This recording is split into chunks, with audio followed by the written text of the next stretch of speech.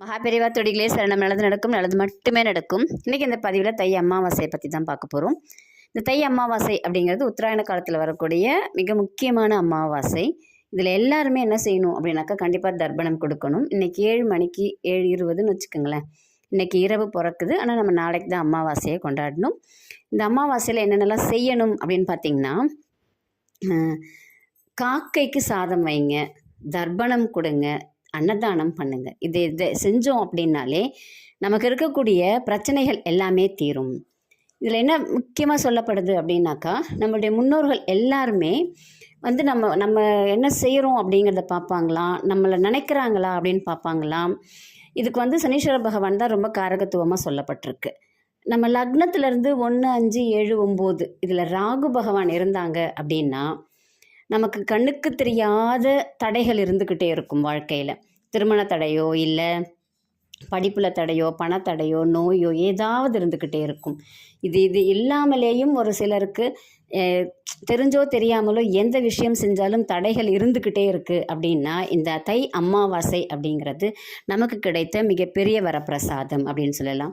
என்ன பண்ணணும் அப்படின்னா, நாளைக்கு காலையில் ஏஞ்சோன்னு குளிச்சுருங்க. படைக்கிற வரைக்கும் யாரும் சாப்பிடாதீங்க.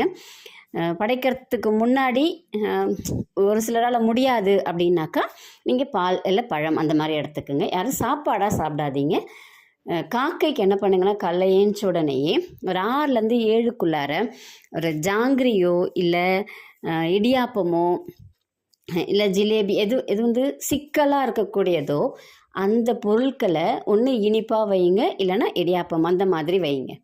அது என்ன காரணம் அப்படின்னு சொல்கிறாங்கன்னா, நமக்கு இருக்கக்கூடிய சிக்கல்கள் நம்மளுடைய முன்னோர்கள் எடுத்துக்குவாங்க. அது காகத்தின் மூலமாக நம்ம சொல்கிறோம், அது அவங்க என்ன பண்ணுவாங்க அப்படின்னாக்கா எடுத்துக்குவாங்க அப்படிங்கிறது ஐதீகம். இந்த ஜோசியத்தில் என்ன சொல்லுவாங்கன்னா, ரொம்ப சிக்கல்கள் இருக்குன்னா வீட்டுக்கு வெளியில் சிக்குக்கோலம் மட்டும் போடுன்னு சொல்லுவோம். ஏன்னா சிக்கல் வீட்டுக்கு வெளியிலே நின்று போயிடும், உள்ளார வராது அப்படின்ற ஒரு ஐதீகம்னே வச்சுக்கோங்களேன். அதே மாதிரி தான் இங்கேயும் நம்ம சொல்கிறோம். நமக்கு தீராத சிக்கல்கள் இருக்குது, பிரச்சனைகள் இருக்குது அப்படின்னா அதிலேருந்து நம்ம வெளியில் வரணும் அப்படின்னாக்கா இந்த தை அமாவாசை அப்படிங்கிறது மிக மிக ஒரு உன்னதமான நாள். உங்களால் முடிஞ்சதை செய்யுங்க. கடலில் போய் ஒரு சிலரால் தர்ப்பணம் கொடுக்க முடிஞ்சிச்சுன்னா கடலுக்கு போய் கொடுங்க. இல்லைன்னா எள்ளும் தண்ணியும் இறச்சிட்டு வாங்க அங்கே. அப்படியும் இல்லை அப்படின்னாக்கா வீட்டில் நீங்கள் வைக்கிற சாப்பாட்டில் எள்ளை கலந்து உங்கள் முன்னோர்களை நினச்சி சனீஸ்வர பகவானை நினச்சி நீங்கள் வந்து காகத்துக்கு சாப்பாடு வைங்க. உங்களுடைய பிரச்சனைகள் எல்லாம் தீரணும் அப்படின்னு நினச்சிக்கிட்டு நீங்கள் நாளைக்கு படையல் போடுங்க. அப்படி செஞ்சீங்கன்னா கண்டிப்பாக இந்த தை அமாவாசையிலேருந்து அடுத்த 1 மாதம் அந்த அடுத்த அமாவாசை வர்றதுக்குள்ளேயே முன்னோர்களுடைய ஆசி உங்களுடைய ஒவ்வொரு சிக்கலையும் சரி செஞ்சு அழகாக ஒரு அருமையான ஒரு வாழ்க்கையை வாழறதுக்கு வழி கிடைக்கும். நம்பிக்கையோடு செய்யுங்க, நல்லதே நடக்கும். உங்களுக்கு ஜாதகம் பார்க்கணும், மலர் மருத்துவம் கற்றுக்கொள்ளணும் அப்படின்னு இந்த பதிவில் வரக்கூடிய எனக்கு தொடர்பு கொள்ளுங்கள். நன்றி, வணக்கம்.